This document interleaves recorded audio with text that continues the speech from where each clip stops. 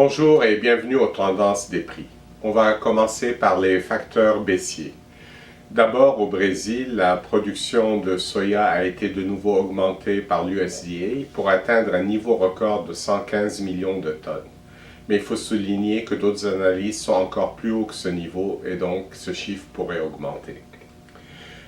Au Québec, les livraisons de soya au plan conjoint demeurent très lentes. De septembre à février, il s'est livré 670 000 tonnes de soya, soit environ 200 000 tonnes de moins que l'année précédente à pareille date. Ce qui fait qu'on pourrait se retrouver avec des stocks de soya invendus ce printemps, ce qui pourrait mettre une pression baissière sur nos bases.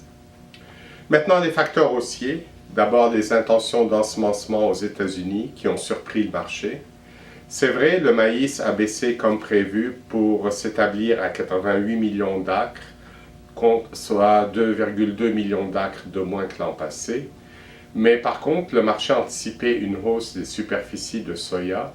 Or, on a eu droit à une baisse avec 89 millions d'acres, soit 1,1 million d'acres de moins qu'en 2017.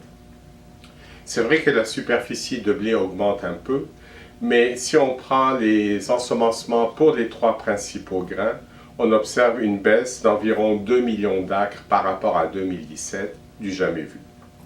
L'autre facteur haussier est bien évidemment la sécheresse en Argentine, la production de maïs qui a été abaissée par l'USDA à 33 millions de tonnes contre 41 millions de tonnes l'an passé, et la récolte de soya qui diminue à 40 millions de tonnes contre 58 millions de tonnes en 2017. Maintenant, les facteurs à suivre, il y en a plusieurs. D'abord, le démarrage des semis est assez lent aux États-Unis en raison des températures fraîches et des précipitations, aussi bien pour le maïs que le blé de printemps, mais c'est encore tôt et les choses peuvent évidemment changer dans les prochains jours. Par contre, le blé de force d'hiver, le Hard Red Winter Wheat, est réellement en mauvaise condition dans les trois États principaux du Texas, de l'Oklahoma et du Kansas, en raison de la sécheresse. Par contre, on leur annonce un système dépressionnaire et ces États ont un besoin urgent de pluie dans les prochains jours. La deuxième récolte de maïs au Brésil, Safrinha.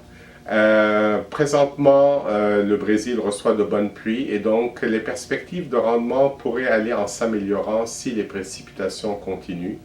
Il faut souligner que l'USDA, dans son rapport d'avril, a abaissé la production totale de maïs du Brésil à 92 millions de tonnes, mais ce chiffre pourrait donc aller en s'améliorant. L'autre point à suivre, et un point critique, c'est la guerre commerciale entre les États-Unis et la Chine, qui crée beaucoup de risques et d'incertitudes, avec l'annonce des tarifs chinois sur les importations de soya américain. Cela a provoqué un chambardement du marché mondial, avec une forte demande chinoise subitement qui se rabat sur le soya brésilien, ce qui fait que les prix du soya brésilien sont rendus plus élevés que ceux des États-Unis, et donc un report de la demande des autres pays vers le soya américain. Ce qui fait qu'en bout de ligne, la bourse de Chicago, après une forte baisse, s'est redressée et est revenue pas mal au niveau initial avant toute cette incertitude. Il faut quand même souligner que tous ces tarifs sont annoncés, mais ils ne sont pas encore en vigueur et il n'y a pas de date pour leur entrée en vigueur. Notre scénario des prix demeure neutre mais volatile, d'abord à cause de cette guerre larvée entre les États-Unis et la Chine et toute l'incertitude que cela crée, mais aussi parce qu'on arrive bientôt dans la période du marché météo au Midwest, qui typiquement a lieu soit en mai, soit en juin, parce que évidemment, on va avoir la phase critique pour les cultures de maïs et de soya qui s'en viennent. Voici ce qui conclut les tendances. Au plaisir de vous retrouver le mois prochain. Merci.